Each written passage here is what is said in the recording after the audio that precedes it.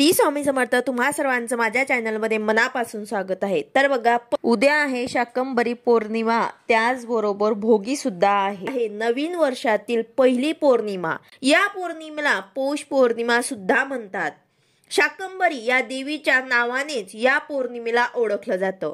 पौष शुक्ल अष्टमीला सुरू झालेले शाकंभरी देवीचे नवरात्र हे पौष पौर्णिमेला समाप्त होतं, म्हणून या पौर्णिमेला शाकंभरी पौर्णिमा असं म्हटलं जातं। तर यंदा 13 जानेवारी रोजी पौष पौर्णिमा अर्थात शाकंभरी पौर्णिमा आहे। या दिवशी देवीला 60 प्रकारच्या भाज्यांचा, 60 प्रकारच्या कोशिंबिरीचा नैवेद्य मोठ्या प्रेमपूर्वक, श्रद्धापूर्वक दाखवला जातो। हा एक कुडाचार म्हणून देखील काही घरांमध्ये पाळला जातो। तर या दिवशी पूजा आपल्याला कशी करायची आहे, त्याचबरोबर आपल्याला सेवा काय करायची आहे आणि लक्ष्मी प्राप्तीसाठी किंवा आपल्या घरामध्ये लक्ष्मी स्थिर राहावी यासाठी मी काही तुम्हाला आज उपाय सांगणार आहे। त्यासाठी व्हिडिओ पूर्ण बघा, जेणेकरून तुम्हाला संपूर्ण माहिती मिळेल। जर तुम्ही चॅनलवर नवीन असाल तर चॅनलला सबस्क्राइब करायला मात्र विसरू नका आणि व्हिडिओला लाईक करायला मात्र विसरू नका। तर बघा, आपल्याला पौर्णिमेच्या दिवशी सकाळी लवकर उठून स्नान इत्यादी कार्य आवरून आपल्याला काही कामं करायची असतात।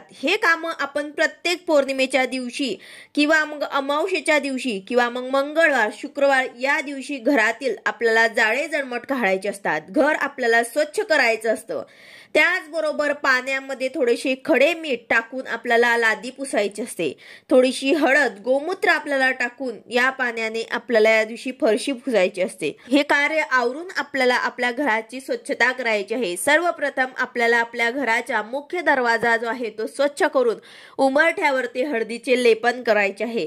त्याचबरोबर आपल्या मुख्य प्रवेशद्वारावरती आपल्याला स्वस्तिक सुद्धा काढायचे आहे। त्यानंतर देवपूजा करायची आहे, देवांना स्वच्छ करायचे आहे। तर या दिवशी गंगा स्नान, दान, जप आणि उपवास केल्याने पुण्य प्राप्त होते आणि मोक्ष प्राप्त होते अशी धार्मिक श्रद्धा आहे। तर या दिवशी पवित्र नद्यांमध्ये स्नान करून दान केल्यानंतर, याशिवाय या दिवशी काही उपाय केल्याने देवी लक्ष्मीची विशेष कृपा आपल्यावरती प्राप्त होत असते।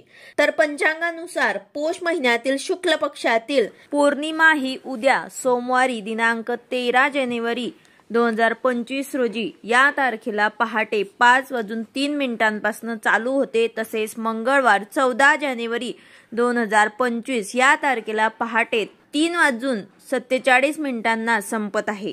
कोणतीही तिथी आपण उगत्या सूर्याचे वेळेत जी असते ते आपण ग्राह्य धरत असतो। तर यामुळेच आपल्याला पौर्णिमाचा उपवास जो आहे किंवा सत्यनारायण जे आहे ते आपल्याला उद्या 13 जानेवारी सोमवारीच करायचं आहे। या दिवशी काही चुका केल्यास देवी लक्ष्मीची अकृपा होऊ शकते।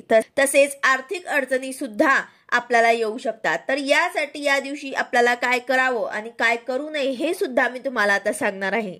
तर बघा, पौष पौर्णिमेला काय चुका करू नये। तर बघा, या दिवशी सकाळी लवकर उठून साफसफाई करायची आहे। स्वच्छ घरामध्येच देवी लक्ष्मीचा वास असतो, मात्र सूर्यास्तानंतर साफसफाई कधीही करू नका, त्यामुळे देवी लक्ष्मी नाराज होते। कधी संध्याकाळी आणि रात्री झाडू किंवा लादी पुसू नये। अमावस्या आणि पौर्णिमा हिंदू धर्मात पवित्र मानल्या जातात। तर या दिवशी तामसिक भोजन करायचं नाही, जसं की मांसाहार, दारू, कांदा, लसूण यांचं सेवन या दिवशी आपल्याला करायचं नाही। यामुळे देवी लक्ष्मी नाराज होते। त्याचबरोबर देवी लक्ष्मीला कधीही तुळस अर्पण करू नये। तुळशी पत्र कायम भगवान श्री विष्णूंना वाहिले जातात। पौर्णिमेच्या रात्री दहीचं सेवन करू नका, ते सुद्धा तुमच्यासाठी नुकसानदायक ठरेल। त्याचबरोबर या दिवशी आपल्याला आपल्या कुलदेवीची, माता लक्ष्मीची, अन्नपूर्णा देवीची होईल तेवढी आपल्याला सेवा करायची आहे। पूजा मांडणी आपल्याला कशी करायची आहे, तर बघा, तुमच्याकडे जर शाकंभरी देवीची मूर्ती किंवा फोटो असेल तर ते तुम्हाला पूजेमध्ये ठेवायचं आहे। पण शाकंभरी देवी हे अन्नपूर्णा मातेचंच स्वरूप आहे, तर आपण अन्नपूर्णा देवीची पूजा सुद्धा करू शकतात। त्याचबरोबर माता लक्ष्मीचेही आपल्याला पूजन करायचं आहे। या दिवशी चंद्रदेवता आणि इंद्रदेवता भगवान श्री विष्णूंची पूजा आपल्याला करायची आहे। तर तुमच्याकडे फोटो किंवा मूर्ती असेल तर तुम्हाला ते थोडे थोडे तांदूळ टाकून त्यावर ते सर्व फोटो आणि मूर्ती ठेवायची आहे। तर हे सर्व तुम्हाला एका पाटावरती लाल कापड अंथरायचं आहे आणि त्यावरती तुम्हाला माता लक्ष्मी, तसेच अन्नपूर्णा माता किंवा मग तुमच्याकडे शाकंभरी देवीची मूर्ती, फोटो असेल तर ते तुम्हाला ठेवायचं आहे। आणि खाली तुम्हाला थोडेसे तांदूळ ठेवायचे आहे आणि त्यावरती तुम्हाला हे फोटो किंवा मूर्ती ठेवायची आहे।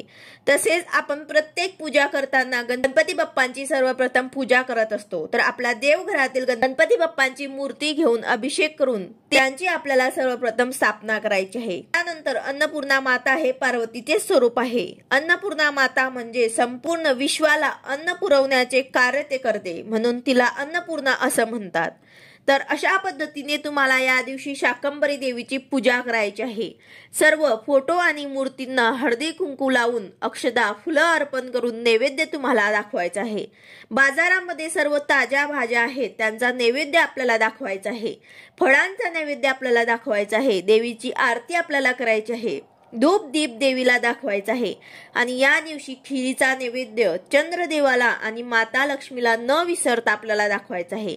तर पौष पौर्णिमेला माता लक्ष्मीची कृपा मिळवण्यासाठी आपल्याला कमळगठ्ठ्याचं फूल जे आहे ते सुद्धा आपल्याला माता लक्ष्मीला अर्पण करायचं आहे। तसेच महालक्ष्मी अष्टकमचं आपल्याला पठण करायचं आहे। कनकधारा स्तोत्राचं आपल्याला पठण करायचं आहे आणि श्री सुक्ताचं पठण सुद्धा आपल्याला करायचं आहे। तसेच कमळगठ्ठ्याच्या माळेवर तुम्ही देवी लक्ष्मीचा आपल्याला जप करायचा आहे। रात्री चंद्राची पूजा आपल्याला करायची आहे। या दिवशी चंद्रदेवाला दूध जल आणि अक्षदांचं अर्घ्य द्यायचं आहे। त्यामुळे चंद्र दोष दूर होतो आणि घरात सुख समृद्धी नांदते। तर नवीन वर्षातील ही पहिली पौर्णिमा आहे, तर तुम्ही सत्यनारायण पूजन सुद्धा करत नसाल तर या दिवसापासून तुम्हाला सुरुवात करायची आहे। प्रत्येक महिन्याच्या पौर्णिमेला आपण सत्यनारायण करत असतो, तर ज्यांनी कोणी आतापर्यंत सत्यनारायण केला नसेल तर त्यांनी नवीन वर्षाच्या पहिल्या पौर्णिमेपासून सत्यनारायण करायला सुरुवात केली तरी सुद्धा चालेल। त्याचबरोबर या दिवशी यथाशक्ती गरजूंना आणि ब्राह्मणांना दान करायचं आहे। मुख्य प्रवेशद्वारावरती तोरण सुद्धा तुम्ही लावू शकतात। आपल्याला या दिवशी उंबरठ्याचं पूजन करायचं आहे। मुख्य प्रवेशद्वारावरती स्वस्तिक काढायचं आहे। तर लक्ष्मी प्राप्तीसाठी आणि लक्ष्मी घरात स्थिर राहण्यासाठी तुम्ही हे सर्व उपाय आवर्जून करा।